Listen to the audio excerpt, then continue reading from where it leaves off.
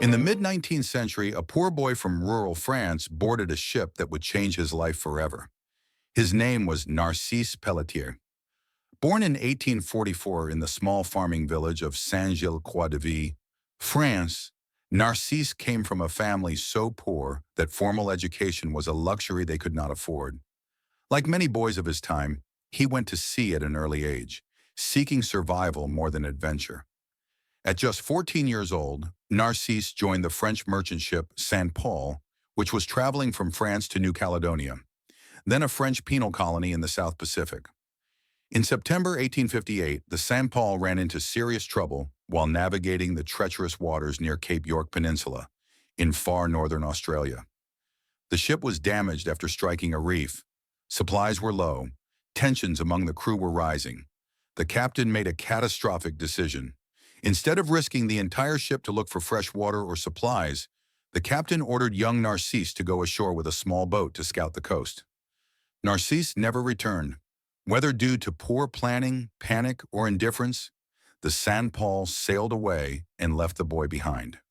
14 years old, no weapon, no supplies, no knowledge of the land, no idea where he was. Cape York Peninsula is not a gentle place. It is filled with dense jungle, crocodile-infested rivers, venomous snakes, extreme heat, monsoons, and isolation so complete that even today it remains one of the wildest parts of Australia. For weeks, Narcisse wandered alone. He survived on raw shellfish, roots, berries, and small animals he could catch with his bare hands. He had no fire, no shelter, no protection. Every day brought him closer to death. Then something unexpected happened. One day, Narcisse encountered a group of Aboriginal people believed to be members of the Kuku-Ya'u, or a related Cape York tribe. At first, they were wary. A white boy appearing from the jungle, half-starved, barefoot, unable to speak their language, and clearly not a threat. They did not kill him. They did not abandon him. They adopted him. The tribe gave Narcisse food, shelter, and eventually a place among them. This moment marked the true beginning of his second life. Over the following 17 years, Narcisse Pelletier did not merely survive, he became one of them. He learned how to hunt kangaroo and small game, how to fish with spears and nets, how to gather edible plants and roots, how to navigate the jungle, how to build shelters, how to survive monsoon seasons, how to avoid deadly animals. His European identity slowly dissolved. He forgot how to speak French. He forgot how to read or write. He forgot the customs of Europe. He forgot the religion of his childhood. He spoke only the local Aboriginal language. He lived naked or semi-naked like the tribe. He scarred his body in tribal patterns. He followed their laws, rituals, and survival customs. He was not a prisoner. He was not enslaved. He was not chained. He was fully integrated. The tribe treated him as one of their own. He formed emotional bonds. He had relationships. He hunted, laughed, suffered, and aged alongside them. For 17 years, no European ever laid eyes on him. The world believed he was dead, but fate had one more twist waiting. In 1875, a British ship named the John Bell anchored near Cape York. Its crew encountered Aboriginal people trading goods near the shore. To their shock, among them stood a white man, naked, scarred, darkened by the sun, speaking no English, no French, and behaving exactly like the natives. It was Narcisse Pelletier. The crew initially thought he was a criminal or an escaped slave.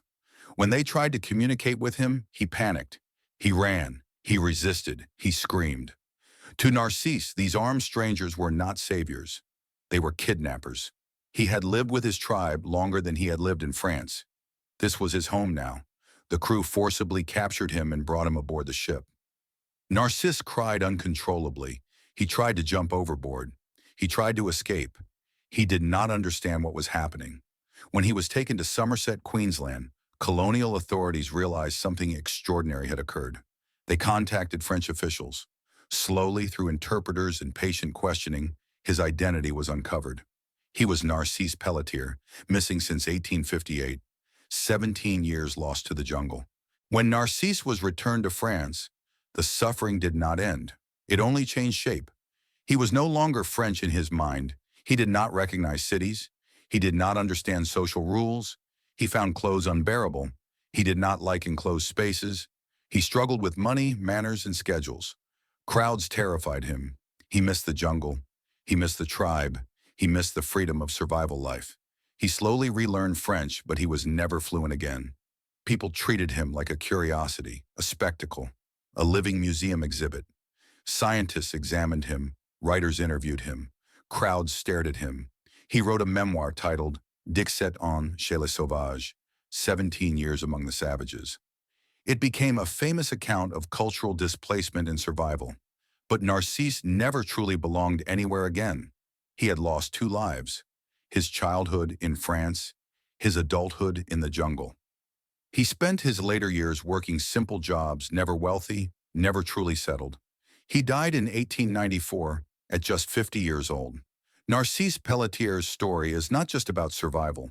It is about identity. It is about what happens when a human being is torn from one world and forced to grow up in another. He survived 17 years in one of the most dangerous regions on Earth, not through strength, but through adaptation. And when he was finally rescued, he lost everything again. Some survivors are not saved by rescue.